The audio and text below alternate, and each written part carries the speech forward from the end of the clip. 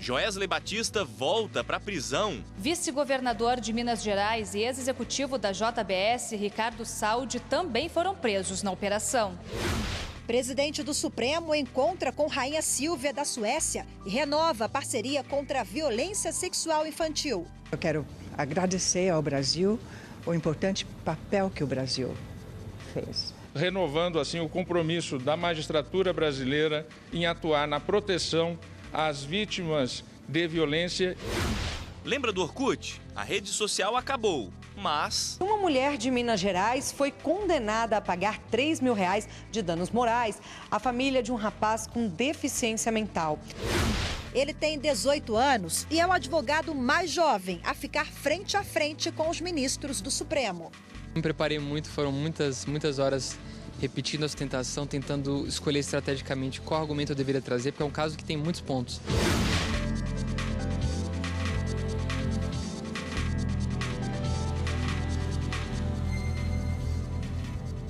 Olá, boa tarde. Boa tarde. O empresário Joesley Batista, da JBS, foi novamente preso hoje. A operação da Polícia Federal investiga um suposto esquema de corrupção no Ministério da Agricultura e prendeu também o vice-governador de Minas Gerais, Antônio Andrade, do MDB. Quem tem os detalhes sobre essas prisões é a repórter Aline Barcelos, que conversa então com a gente agora ao vivo. Boa tarde, Aline. Boa tarde, Galton. Boa tarde a todos. A operação da Polícia Federal, batizada de Capitu, é um desdobramento da Lava Jato e foi feita em conjunto com a Receita Federal. Se baseou na delação premiada do doleiro Lúcio Funaro, apontado como o operador do esquema do MDB. As investigações revelaram também que foi doado dinheiro indevidamente para os partidos políticos. Segundo as investigações, esse esquema de propina funcionava no Ministério da Agricultura. Os empresários da JBS, dos irmãos Joesley e Wesley Batista, repassavam dinheiro para os partidos políticos e, em troca, recebiam apoio político. Duas empresas varejistas de Minas Gerais, a BH e a EPA, também participaram desse esquema por meio dos seus operadores. Elas se aproveitaram do alto fluxo de caixa para lavar o dinheiro que, posteriormente, era repassado para os partidos políticos. Segundo a investigação da Polícia Federal, esse esquema durou de agosto de 2014 até fevereiro de 2015. Voltamos ao estúdio. A Justiça determinou a retirada da tornozeleira eletrônica do ex-deputado Rodrigo Rocha Loures. A decisão é da 15ª Vara Federal de Brasília. Loures foi flagrado com uma mala com R$500 mil, que seria dinheiro de propina do grupo JIF, controlado pelos irmãos Batista. Na decisão, o juiz considerou que o ex-deputado não oferece risco ao andamento do processo e que a tornozeleira pode ser substituída por outras medidas, como o recolhimento domiciliar. O juiz Jaime Sarinho, da 15ª Vara Federal de Brasília, argumentou ainda que Rocha Loures já foi interrogado e tem colaborado com as investigações. O presidente do Supremo Tribunal Federal, ministro Dias Toffoli, participou hoje em São Paulo de um encontro com a Rainha Silvia, da Suécia. Eles renovaram a parceria entre a Justiça Brasileira e a Organização Internacional Childhood, fundada e presidida pela Rainha Silvia. O acordo tem como prioridade combater a violência sexual contra crianças e adolescentes. O Tribunal de Justiça de São Paulo renovou o acordo de cooperação com a Organização Childhood Brasil. A organização e o TJ firmaram uma parceria de trabalho que aprimora procedimentos e metodologias de depoimentos especiais de crianças e adolescentes que sofreram abusos. A ideia reafirma os direitos fundamentais e minimiza indicadores negativos que registram o desrespeito à infância e juventude. E São Paulo vai cumprir o seu dever sob o comando da Suprema Corte Brasileira. Estamos juntos para cuidar das nossas crianças, notadamente aquelas que sofreram violência sexual. O depoimento pessoal, a proteção que dele advém, que é especial, já está implementado no estado de São Paulo e será ainda mais concretizado na medida em que nós terminarmos o projeto. A cerimônia aconteceu no Palácio da Justiça, no centro da capital paulista, e contou com a presença da Rainha Silvia da Suécia, fundadora e presidente honorária da World Childhood Foundation. Eu não sou uma pessoa política e com isso, mas eu quero agradecer ao Brasil o importante papel que o Brasil fez. Foi aqui no Brasil a 3ª Conferência Mundial contra a exploração da criança sexualmente. E isso foi um gesto muito corajoso e foi muito importante para o mundo inteiro, não só para o Brasil, mas como para a América Latina e para todo mundo. Com a formalização da parceria, serão desenvolvidos estudos e cursos de capacitação, além de assessoria técnica para a execução de projetos destes depoimentos. Hoje, o estado de São Paulo tem 345 salas com 1.800 profissionais capacitados para trabalhar com os depoimentos especiais. Na mesma cerimônia, o presidente do Conselho Nacional de Justiça, ministro Dias Toffoli, reforçou o compromisso do Brasil com o programa e assinou a adesão ao convênio. É extremamente importante este trabalho e hoje também aqui na sala da presidência do Tribunal de Justiça de São Paulo, que é o maior tribunal de justiça do país, também o Tribunal de Justiça de São Paulo, na pessoa do seu presidente, Manuel Pereira Calças, também firmou este convênio, renovando assim o compromisso da magistratura brasileira em atuar na proteção às vítimas de violência e, em particular, aquelas que são as mais sofridas e as mais desprotegidas, que são as crianças. Você de casa se lembra do Orkut? Pois é, a rede social acabou há 4 anos e, mesmo assim, uma mulher foi condenada por ter criado no Orkut uma comunidade que mostrava um rapaz com deficiência. O Superior Tribunal de Justiça decidiu que houve dano moral e a família do jovem deve ser indenizada. Há 16 anos nasceu uma das redes sociais mais populares do mundo. O Orkut era um espaço onde amigos e familiares interagiam. Assim como as redes sociais da atualidade, cada usuário possuía um perfil com informações básicas e outras bem curiosas, como religião, humor, se fuma ou não e cor dos olhos e cabelos, além do nome de livros, músicas, programas de TV e filmes preferidos. Cheguei a usar o Orkut, sim. Quando eu tinha uns 12 anos eu usava bastante. O que você mais gostava nele? Eu gostava bastante dos jogos que tinham no Orkut. A gente sabia quando uma pessoa tinha olhado o perfil da gente. Os internautas também podiam criar comunidades sobre diversos assuntos.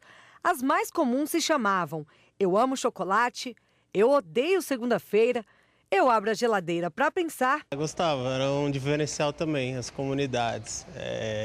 Se eu morrer, minha mãe me mata. Eu nunca mais mato aula, alguma coisa dessas assim, era bem legal. Por causa de uma comunidade no Orkut, uma mulher de Minas Gerais foi condenada a pagar R$3 mil de danos morais à família de um rapaz com deficiência mental. Ela havia criado uma página com foto do incapaz destinada a compartilhar experiências relacionadas às atitudes dele.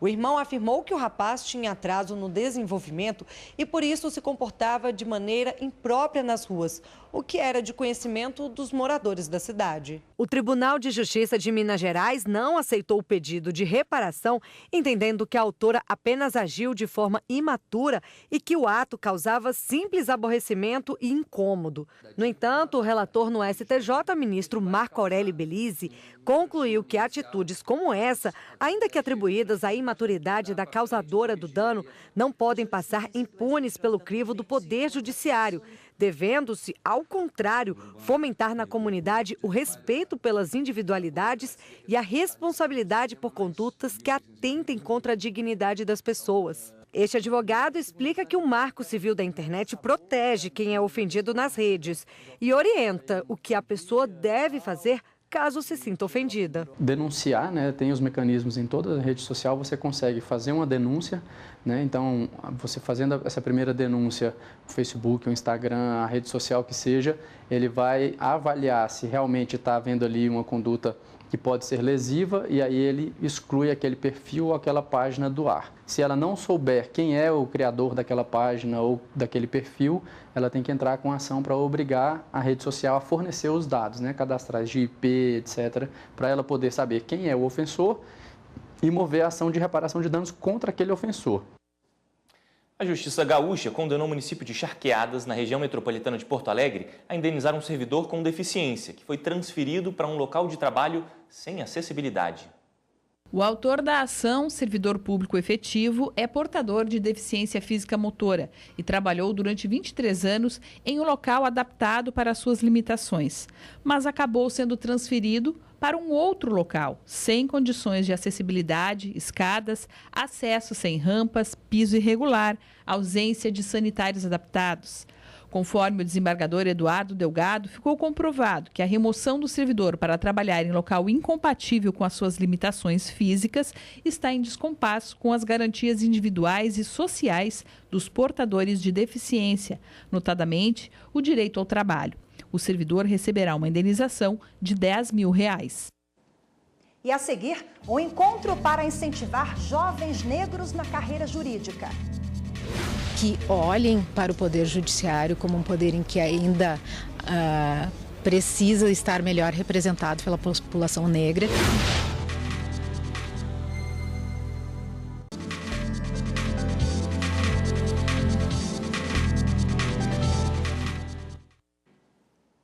Mais oportunidades para as pessoas negras e o acesso delas à magistratura. Os temas estão sendo discutidos no 2º Encontro Nacional de Juízas e Juízes Negros, que ocorre em Brasília. O encontro reuniu juristas, pesquisadores e estudantes de todo o Brasil. O presidente do STF, ministro Dias Toffoli, participou da solenidade de abertura. É uma grande satisfação participar da abertura deste evento, que descortina tema tão importante, a construção de uma sociedade democrática, como deve ser a nossa, efetivamente democrática e plural, e que muito supera a composição racial e de gênero dos quadros da magistratura nacional. A presença de desigualdades na sociedade é uma realidade posta da qual nós não podemos virar o rosto. Temos que enfrentá-la. No ano passado, o objetivo foi buscar formas para que a sociedade, que é formada por maioria negra, entender melhor o papel do Poder Judiciário. Já este ano, a meta é estimular jovens negros a buscar a carreira jurídica. A travessia para o concurso da magistratura, ela não é somente cumprir determinados tipos de conteúdos. É também uma questão de sentimento de pertença.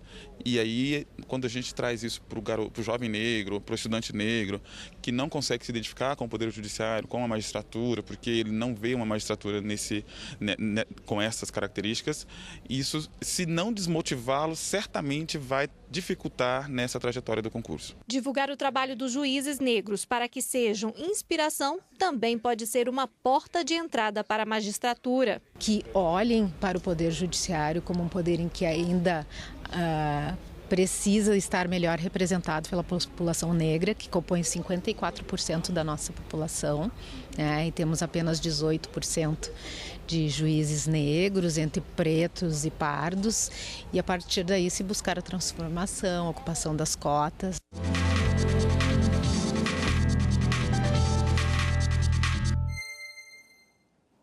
Vamos continuar nesse assunto? Aqui no estúdio a gente conversa com a juíza da 5ª Vara Criminal Federal do Rio de Janeiro, Adriana Cruz. Boa tarde. Boa tarde. Boa tarde, Adriana. Doutora, como um evento como esse ajuda a incentivar, então, jovens negros a ingressarem cada vez mais na carreira jurídica? Bom, como diz o dito popular, né, a palavra ensina e o exemplo arrasta, né? Eu acho que é muito importante nós termos em mente que a população brasileira é composta majoritariamente por pretos e pardos, que nós podemos colocar nessa categoria macro-negros, né? E os espaços de poder precisam refletir a pluralidade que existe na composição da sociedade.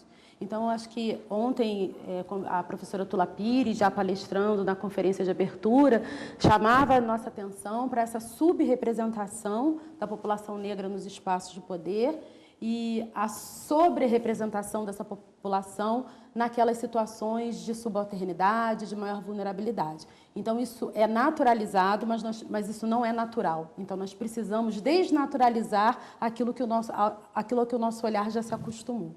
Agora, 18%, né, vocês representam em todo o Brasil, só 18% da magistratura nacional é negra.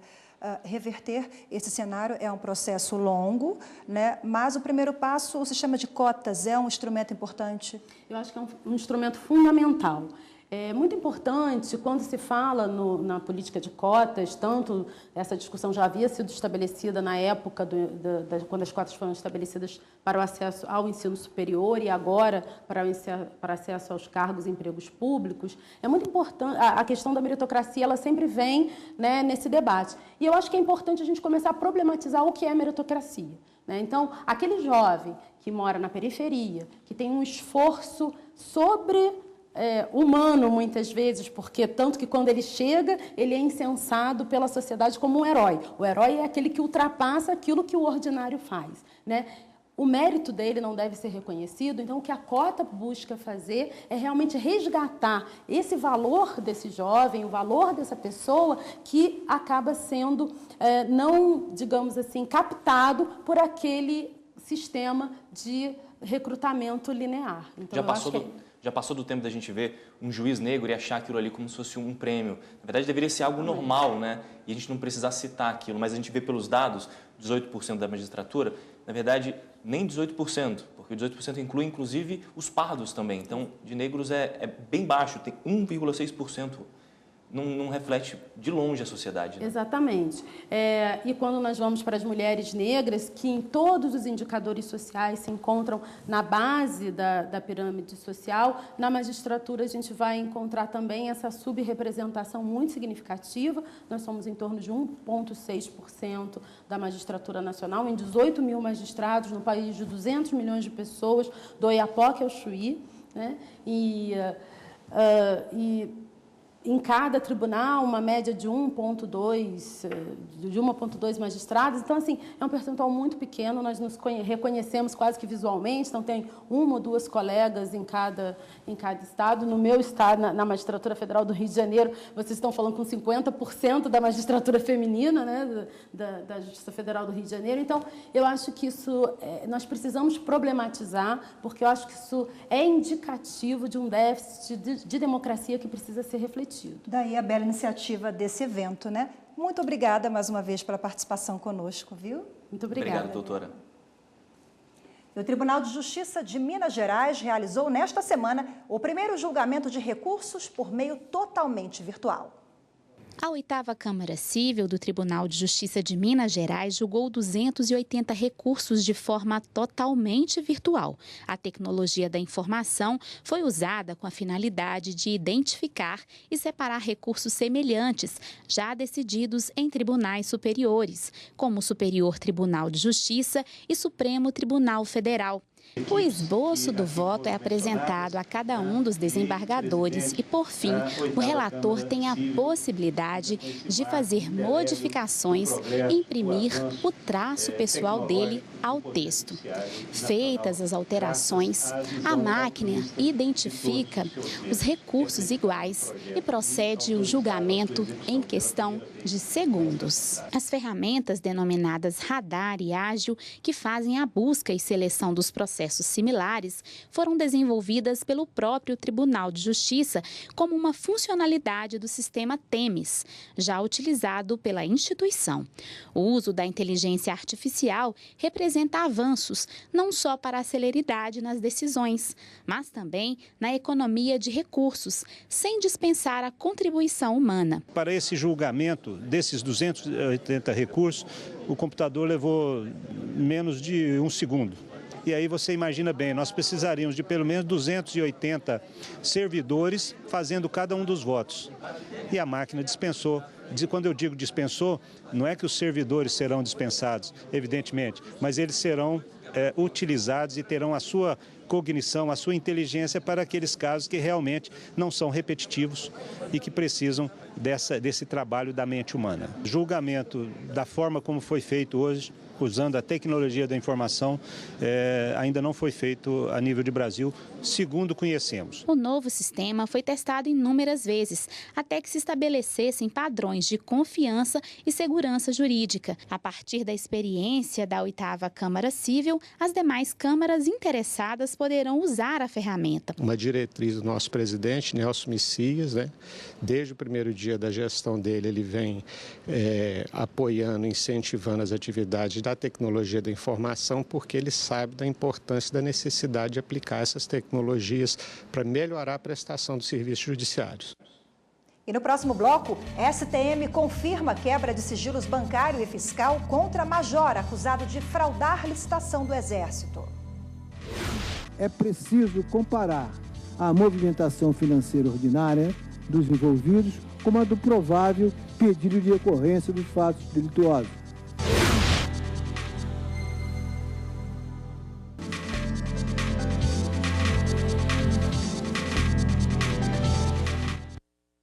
A Receita Federal abriu hoje a consulta ao 6º lote do imposto de renda. As restituições somam quase 2 bilhões de reais para mais de 1 milhão de contribuintes. Os valores serão pagos no dia 16 de novembro. Para saber se você foi contemplado, basta acessar o site ou o aplicativo da Receita Federal. E o Superior Tribunal Militar manteve a quebra dos sigilos bancário e fiscal de um major acusado de fraudar uma licitação do Exército Brasileiro. A decisão foi tomada após o julgamento de um mandado de segurança que contestava a quebra dos sigilos.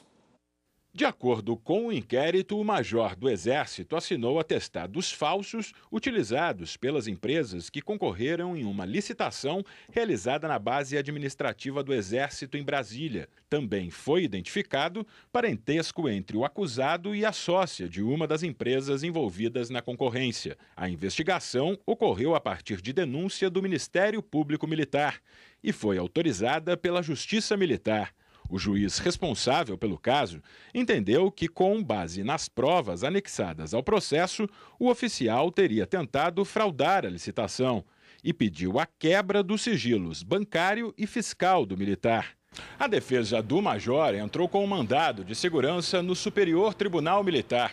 Alegou que a quebra dos sigilos era ilegal, porque o período solicitado era diferente daquele em que a licitação ocorreu, e pediu a suspensão do ato. No julgamento do mandado de segurança, o ministro Álvaro Luiz Pinto sustentou a necessidade da quebra dos sigilos fiscal e bancário, devido à provável ligação econômica entre as empresas e os investigados. O relator ressaltou ser imprescindível complementar a prova em face da presumível existência de ligação familiar e profissional com os envolvidos e justificou. Para saber se houve ou não algum pedido de locuplamento ilícito, é preciso comparar a movimentação financeira ordinária dos envolvidos com a do provável pedido de ocorrência dos fatos delituosos. E, por essa razão, sem expor demasiadamente a vida privada dos investigados, deve-se delimitar um período mais amplo para que a quebra de sigilo tenha efetividade. Por fim, o ministro negou o pedido da defesa e permitiu a quebra dos sigilos bancário e fiscal do militar. E agora um caso curioso. O Superior Tribunal de Justiça decidiu que a data gravada nas alianças não pode ser usada como marco inicial de uma união estável.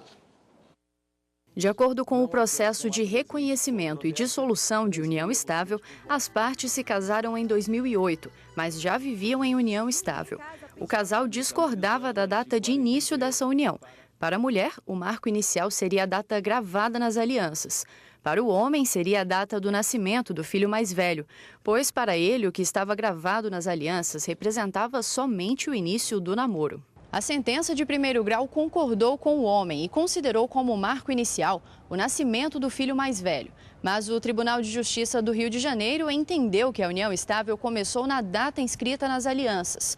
O caso chegou então ao STJ. Para a relatora do recurso, ministra Nancy Andrighi, não foi demonstrado material de que eram feitas ou em que mão o casal usava as alianças, o que pode diferenciar na nossa cultura o compromisso de namoro de um casamento.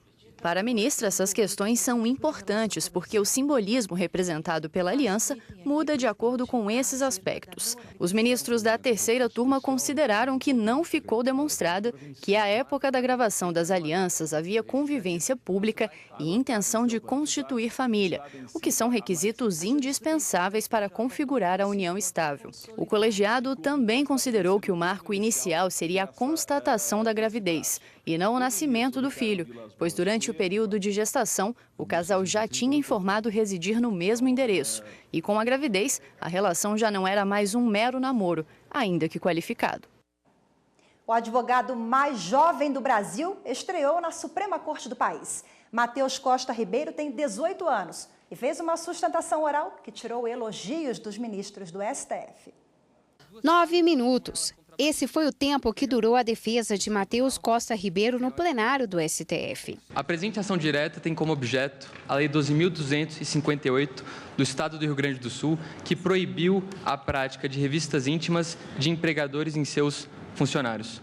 A lei classifica como revista íntima a prática de despimento coercitivo ou de molestamento físico do empregado pelo empregador. Ele é o advogado mais novo do Brasil e registro na Ordem dos Advogados do Brasil há 3 meses. Como será que ele se preparou para falar para os juízes da maior corte brasileira? Tem uma boa frase que é um lema de atletas, que é treino fácil, treino difícil, jogo fácil. Então eu me preparei muito, foram muitas horas repetindo a sustentação, tentando escolher estrategicamente qual argumento eu deveria trazer, porque é um caso que tem muitos pontos. E o advogado tem que tentar achar aquele argumento que vai ter um apelo maior ao ministro, que vai convencê-lo, trazê-lo para o seu lado. Ele é o mais novo a falar no plenário do Supremo em 189 anos de história da Corte. Ele representou o Partido Democrático Trabalhista na ação que questiona uma lei do Rio Grande do Sul que proíbe a prática de revistas íntimas em funcionários de empresas.